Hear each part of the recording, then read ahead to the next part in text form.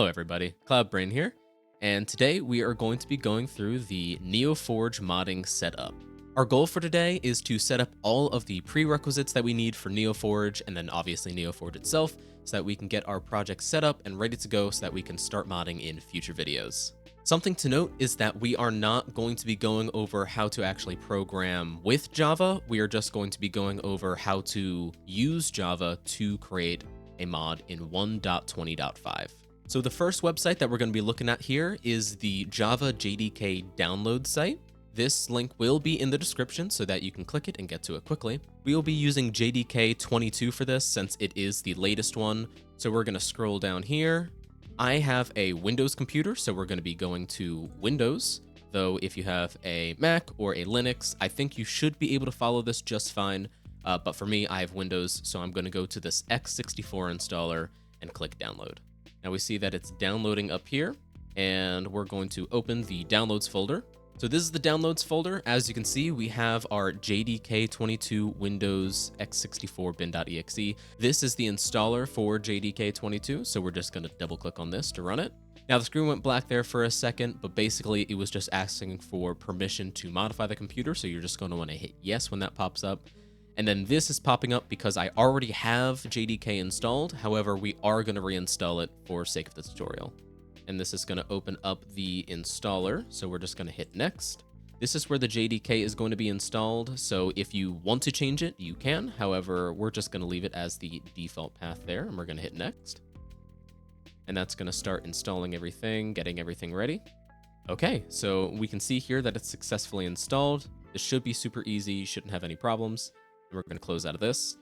And now that we have the JDK installed, we're actually going to want to set up Java Home, which is an environment variable, which we're going to need for our IDE later. So to do this, we're going to want to go down to the search bar. We're going to want to go to the environment variables. And we're going to want to hit environment variables. And that's going to pull up this window here. What we're going to want to do is go down to system variables. Now we're going to look here for Java Home, and if you don't see it, which you may not if you haven't installed Java before, then you're going to want to go to new. You're going to want to name this in all caps, exactly like this, Java _ home. So the next thing we're going to do is go to browse file. We're going to go to our C drive. We're going to go to program files. We're going to go down into Java. We're going to find this JDK22. We're going to go to the bin. And now we just want to go up here and either right click and hit copy or hold control and hit C. Either of those will copy it to the clipboard. And then we're going to hit cancel. And we're going to go into here. And we're going to right click and hit paste or hold control and hit V. That will also paste it. And this is good. So we're going to hit OK. And so now you should see Java Home and the path to the JDK bin here. Now, if you already have Java Home, but it just doesn't link to it, we're just going to want to edit it. And then, just like before, browse files, find where the JDK is, find the bin, copy the path to the bin specifically. It has to be to the bin, and then paste it. So that should be Java. Everything should be installed there and should be working fine. If you have any issues with the Java installation, comment down below and I'll try and help you the best I can. So the next thing that we're going to be moving on to is the IDE. For this tutorial, we're going to be using the IntelliJ IDEA IDE. The link for this will be in the description, so you can just click it and get here real quick. Something to note is that they have a paid version of this and a free version of this. When you get to the website, this is the paid version, and what you're going to want to do is scroll down to IntelliJ IDEA Community Edition. This is the free edition. This is all you're going to need for modding. You don't need to have the paid edition. You can absolutely buy it if you want to, but it is not necessary for modding. So what we're going to do is go over here and click download. All right, and now it's finished downloading, so we're just going to hit this folder icon. And that's going to bring up the download folder again. So now, just like before, we're going to double click on this. This is also an installer. Just like before, a black window popped up, basically asking for access to install itself. And we're just going to hit yes so that we can get to this screen. And on this screen, we're just going to hit next. Now, because I already have this installed, I'm going to get this pop up to ask if I want to uninstall the old versions. So I am going to uninstall it, but I'm also going to uninstall silently so that I keep all my configurations. If you already have IntelliJ, obviously you can skip this. And if this is a fresh install, then you shouldn't see this at all. So don't worry about this screen. So I'm going to hit next. Next thing it's going to ask is where it wants to install to, so the destination folder, and we're just going to keep it to the default. You can change this if you would like, but I'm just going to keep it to the default. And then obviously make sure that you have enough space available for this to install. And then we're going to hit next. Now here, you can optionally add a desktop shortcut or a context menu kind of thing. All I'm going to do is create an association with .java and .gradle, so that if we do ever just have to open up a Java folder, it'll just open up with this IDE. And the other thing I'm going to do is add bin to the folder path. And this will be similar to the Java home environment variable that we set up. But instead, it will do it automatically. So we're just going to hit next. We're going to hit install. And then this is going to go through and installing. This may take a little bit of time. It depends on how beefy your computer is. Mine is a little bit beefier, so everything will be going a little bit faster.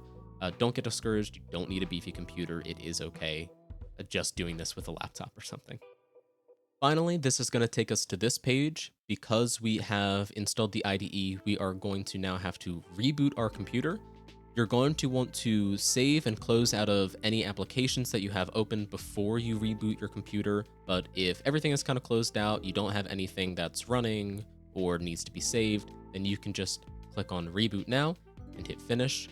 So I am going to pause and we will be right back in a second. Okay, so the IDE has been installed. Our computer has been rebooted. That should be all for that step. And now we are going to move on to getting NeoForge installed. So this is the NeoForge page. This link will also be in the description. And there is a bit of a difference. We have the installer files up here. This is for if you want to actually use NeoForge for playing. And then we have the mod development stuff down here. And this is for the actual development, not for playing. So what you're going to want to do is go to this MDK link, and you're going to want to click on that. This is going to open up a window over here, so we're just going to open this. And this is the GitHub repository for the NeoForge files. So what we're going to want to do here is to go over here to main and click on this. Now, this will show all the different versions that they have of NeoForge. The latest that they have right now is 1.20.5, and that is the main branch. The main branch will always be the latest version, and so that is what we're going to stick with. If you want it to do something different, like 1.20.4, then you can go down here and click it, and you'll be using that instead, but we will be using 1.20.5. So the next thing that you're going to want to do is to go over to this green code button and click on it. And then we're going to go down here to download zip. So real quick, that zip has been downloaded. We're going to want to go to our downloads folder. And in here, we can see that we have this zip file. Now, if you have something like WinRAR, then you can actually double click to open this up. Take this and drag it outside to paste it into the downloads folder. And then you have your file. Now, if you don't have any programs like WinRAR or WinZip or anything like that, you can just right click on it, hit extract all, and hit extract. And here we can see that we have all the files here. Now what we're going to want to do is take this MDK main folder, make sure that it's not the one that has the main folder inside of it. If you are extracting to the downloads folder, make sure it's the one that has all of this stuff in it. And we're going to right click and we're going to cut so that we can move this over to where we want to have our mods. All right, so I'm over at the folder where I want the mods to be. So I'm going to right click and I'm going to paste, and that's going to move the folder over to here. Now what we're going to want to do before we even jump into the IDE is to take this and we're going to want to rename this to whatever our mod name is going to be. So for this example, I'm going to rename it Cool Stuff Mod. So throughout all of the examples, our mod name is going to be Cool Stuff Mod, just because we're going to make a bunch of random cool little things to show off how to do everything. All right, now that we have that all renamed and ready to go, we're going to want to open our IDE. So we can go down here, type in IntelliJ, right? Or IDEA or anything like that. And you want to click on this IntelliJ IDEA Community Edition. And that's going to launch that. And this is the window that it should open up to. Now I have customized some stuff before actually starting this to make the words bigger and to add a different theme. So if you notice that the colors are different or if that the text is a lot bigger, don't worry. I set that all up in advance to make it easier to understand everything and just because I like a different theme. So now that we're on here, what we're going to want to do is hit open up here. That's going to open up this window here, and we're going to want to go to the folder that we put our mod stuff in, click on the outside mod folder, and hit OK. Now, when you first open this up, you're going to see a couple of messages over here. First of all, if you have Microsoft, there's going to be a whole Microsoft Defender thing. So you can just click out of this. And then you're also going to see that it's complaining about Java Home. I found that as long as you have Java Home set up, then this is actually just a false flag kind of going off. So you can ignore that. It is okay as long as you have Java Home set up properly, like we went over before. So what we got going on down here is that it is downloading all of the Gradle and Minecraft dependencies. So once this finishes up, then I will get back to you. Okay, so we are back and it looks like Gradle and Minecraft dependencies are all installed here. So there is no longer a blue bar and you should no longer see that stop button up here. So that means that everything is ready. And so what we're going to do next is just close out of this README because we don't need that. And here we can see that we have our base main example mod class, and it has a bunch of stuff in it already, and we will clear out most of this actually. So don't worry too much about all this kind of stuff yet. Okay, so now we have everything installed and ready, but we still have a few more steps to actually set up the mod environment, like changing the name. So the first thing that we're going to want to change and refactor is this example and example mod directories. Now, typically we change example to the name of the player and example mod to the name of the mod or the mod ID. Now, the reason we do this is because this has to be a unique path, com.something.something, because if it matches any other mods, then that is going to be a huge conflict issue. And so changing example to your name and then example mod to the mod ID will definitely, like 99.9% chance, make sure that you won't have any conflict issues. So because my name is CloudBrain, I'm going to right click on this. We're going to go to refactor and then rename, and we're going to change example to CloudBrain, and we're going to hit refactor.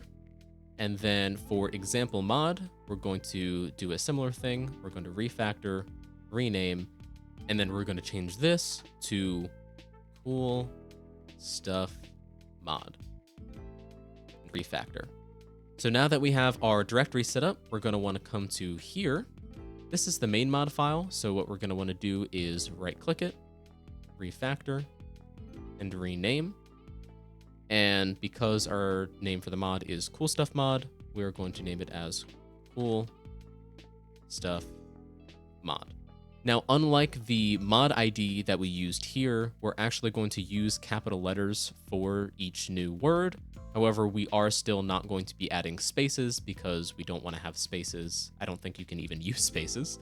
However, it is standard for the mod ID to be in all lowercase. So we're going to refactor that. And this is basically going to ask us and confirm that we want to refactor everything because this is going to need to change a couple of files and a couple of lines of code. So we're just going to go and hit do refactor. Now you can see that it's changed the class name, but it's also changed this up here. Now, when you refactor, it typically does change all of the instances of the class to the new name, which is why we want to refactor and rename it as opposed to just selecting it and changing the name. So the last thing that we're going to have to do in this main mod file for renaming is to come over to the mod ID string here and change this to the same thing that we named it here. So in all lowercase, cool stuff mod. So this is our mod ID. This is going to be used in a lot of different areas, so make sure it's something that you can sort of spell easily. And as well, there are limitations on certain special characters. So I would just not have any special characters or numbers. I would just use lowercase letters to make it super easy and make sure that you're not going to have any issues. So we have a bunch of stuff in this file that I'm going to want to clean up. A lot of it is just examples of stuff that you can do, stuff like blocks and items. And so you can keep these as a way to look back on, but for me, I'm just going to completely clean it out because we're going to go over how to do all of this stuff in future videos.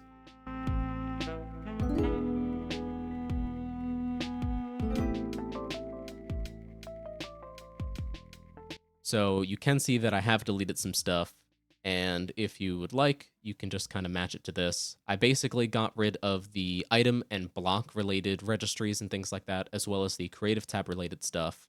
And so this is what it looks like now. So if it looks like this, you should be all done with this main mod folder. And we just have one more file that we're going to need to fix up, and that is Gradle.properties. So we're going to want to double click on that and open it up. And then we're going to want to scroll down here. And so we're going to need to change the mod ID, the mod name, as well as the mod group ID. And then we're going to want to add our authors and description, though technically these don't need to change, but it is nice to, have your name on it and have like a nice little description of what your mod is supposed to do. So the mod ID that we settled on was Cool Stuff Mod, and the name of our mod is just Cool Stuff Mod. And then this group ID is basically going to match this sequence here, so it's going to be com.cloudbrain.coolstuffmod. So just like we replaced example there, we're going to replace it with cloudbrain, and then we replaced example mod with Cool Stuff Mod. And obviously, my name is cloudbrain. And a quick little description of what our mod is going to be is just a bunch of cool little stuff for cool people. All right. So we can close out of the Gradle.properties now.